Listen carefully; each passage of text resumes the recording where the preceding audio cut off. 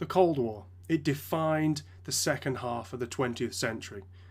From 1945 to 1980, we're going to be looking at the American perspective. Our main focus is going to be on foreign policy. We are going to look at some major US domestic events, but they're mainly there for context. So, 1945, the end of the war, and old distrust is resurfacing between these two wartime allies. From the US perspective, they never really trusted the USSR, going back to the 1920s Red Scare. You also had at the very start of the war, the Soviets engaging with the Nazis to divide up Poland for their own gains. During the peace conferences that ended World War II, the Soviet demands for German reparations also kept increasing and increasing, making America suspicious. And from the American perspective, the Soviets occupied half of Europe, and whilst there was existing communist support there, the US only saw it as the Soviets occupying these wartime allies, countries that they'd wished to become free democracies, that the Soviets were now making Soviet states in their image.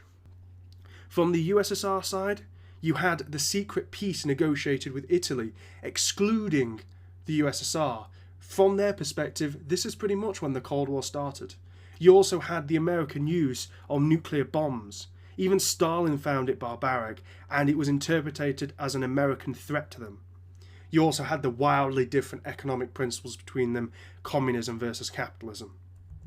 So, Truman, the first president we're going to look at, he took over from FDR after he died, and he was faced with some immediate concerns. He decided to use the nuclear bomb, which disbalanced the relationship between the Soviet Union and the US, but at the same time it provided a period of military security, because who is going to mess with America when they have a nuclear bomb? He had the economic weight of 7 million troops waiting to come home and be demobilized. He had massive popular pressure to do so, and he didn't really have a choice. You also had the post-war peace and reconstruction, especially in Europe, which was just destroyed by the war.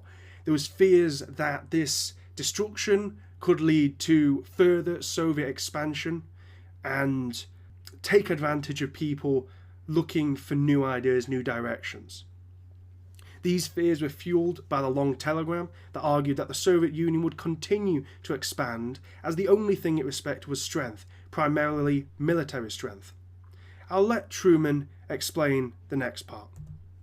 We shall not realize our objectives, however, unless we are willing to help free peoples to maintain their free institutions and their national integrity against aggressive movements that seek to impose upon them totalitarian regimes. This is no more than a frank recognition that totalitarian regimes imposed upon free peoples by direct or indirect aggression undermine the foundations of international peace and hence the security of the United States. What Truman outlined there would become known as the Truman Doctrine, a pledge to protect free nations against aggression and the imposition of tyranny. This was in response to Greece and Turkey no longer receiving aid from Britain, which was essential for rebuilding their country and fighting off growing communist movements. He was focused on the internal communist guerrilla movements in those countries, usually armed insurrectionists, and the external influence of the Soviets, economic aid, arms, or even direct intervention. Truman thought that the spread of communism would threaten peace. It had only been less than 2 years since the end of World War II, and so there was a big focus on protecting that peace that had been so hardly fought for. And therefore, if communism spread, it would directly threaten the US, so it must be contained. So the first action of this new doctrine was the European Recovery Program, better known as the Marshall Plan. It was a large aid program totaling $13 billion, but if given the same scale in today's modern US economy, it would total around $900 billion. So as you can imagine, it was very controversial, but it was seen as necessary for rebuilding Europe, both as an export market for US goods and to stop the spread of communism. The aid was in fact offered to the USSR, but the Soviets refused it due to fears of Western infiltration. the funds that were given had to be overseen. The Soviets refused that. During the period that it ran, 1947 to 1952, industrial output rose 35% across Europe. Marshall Plan aid was definitely having an impact there, and it laid the groundwork for German recovery, the German economic miracle, which was the huge economic growth Germany experienced in the 1950s. Over in Italy, you had a whole new Red Scare. They were having an election, the first one in 20 years, and during the war and immediately after, the communist and trade union movements had grown greatly after the suppression of Mussolini had been removed. The US took a strong intervention in Italy as they feared it could turn communist, which was opposed to the Truman Doctrine. The US, along with the Catholic Church, promoted conservative parties, giving large financial aid in a big campaign of anti-communist propaganda. So on the right, you've got one of the propaganda posters. Vote or he will be your master. It was highly effective at being a fear campaign, given the stories that spread across Europe of Soviet soldiers raping, pillaging at the end of the war. So the result isn't extremely surprising, given the scale of the anti-communist propaganda. The Conservatives gained a large majority in the Italian parliament, and communism was contained in Italy. Back in Germany, the West and the Soviets were unable to agree to a unified neutral Germany as had been hoped at the end of the war. So the Western zone, at this point combined into Trizonia, founded their own currency and bank to try to counter the black market activities going on. It was aimed to aid the economic recovery that had so far been heavily hampered. It created a massive political split in Germany and caused hard inflation in the Soviet zone, which really hurt them. In response to the founding of the Deutschmark, the Soviets cut off all land access to West Berlin, believing that this could apply enough pressure to bring the West to the negotiation table. In response, the West began airlifting supplies directly to Berlin through air access lanes that were granted by treaties at the very end of the war. So the 1948 American election, Truman is running against someone who opposes the Truman Doctrine, thinks that America should get out of world affairs and focus on America mainly. He surprisingly wins a second term, which means not only does the Truman Doctrine carry on influencing American foreign policy, he can enact his Fair Deal, which is a continuation of the New Deal. In the spring of 1949, the North Atlantic Treaty Organization was founded. It was an insurance against communist attack as tensions kept rising and rising between East and West. The Berlin Airlift, the name given to the response to the blockade, was a success. After 11 months, it was proven to be sustainable enough to supply Berlin as long as it needed. The Soviets, seeing this, re-granted access, citing train line repairs.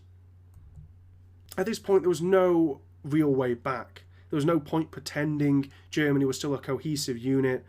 They had long diverged in terms of policy. The Soviets in their zone had been engaging collectivization of land, as well as taking coal and factories back to Russia as reparations for the war.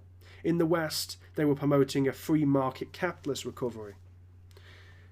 It was in May 1949 when West Germany was founded in recognition of the split. East Germany was founded soon after in response. Just 4 years after the US bombings of Hiroshima and Nagasaki, the Soviets detonate their first nuclear bomb in the summer of 1949. The balance of power had now somewhat been restored as the USSR possessed nuclear capacity. In 1949, the Chinese Civil War was concluded in a victory for the communists. Whilst the US was supporting the opposing nationalists through supplies, economic aid, and even limited troop deployments, it wasn't enough. Truman was accused of losing China due to his unwillingness to step up to the war with a full military deployment or even the use of nuclear bombs.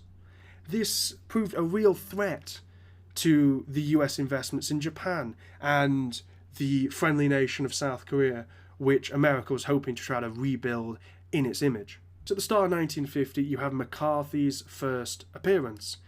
Senator McCarthy did a speech where he said 57 communists had infiltrated the State Department and were therefore doing traitorous activities. In 1952, he gained the chairmanship of the Senate Investigatory Committee. The televised nature of the hearings meant that his accusations held great weight. He forced hundreds of people out of their jobs and ruined their reputations of many others. Through his numerous hearings, he didn't actually incriminate anyone because he didn't have the evidence.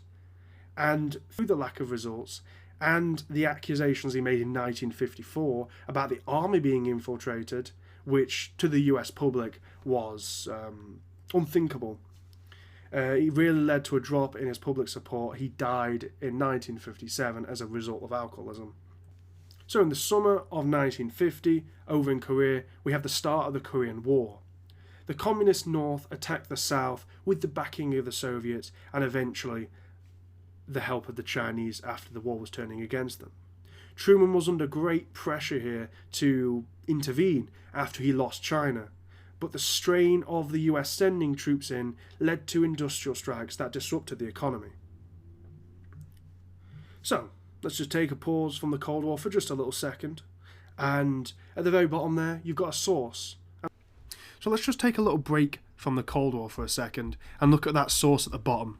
Yeah, it's probably overkill to put a source in something like this, but I wanted to use it as a segue to talk about sourcing at uni and how you probably already seen sourcing and used sourcing and you probably didn't enjoy it. I don't think anyone does, but it does become easier as you do it more. So if you're not bothered about sourcing, if it's actively putting you off thinking about going to university or anything like that, please don't, because it does get a lot easier.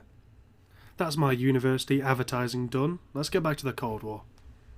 As the Korean War became stagnant with the entrance of China, military leaders, notably MacArthur, the commander in the Far East, wanted to use nukes to create a barrier to the Chinese forces entering from the north. Truman was sceptical of the use of nuclear bombs because the consequences that could arise, the precedents that could be set.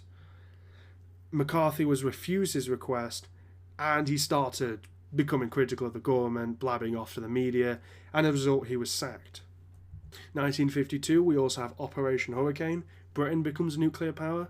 Nuclear proliferation is a constant throughout the Cold War, and there'll be plenty more countries getting nukes. So, overall with Truman, he did have some solid successes in Europe, including holding Berlin against Soviet pressure, aiding West Germany and Italy in its reconstruction, and stopping the spread of communism, giving the US new allies.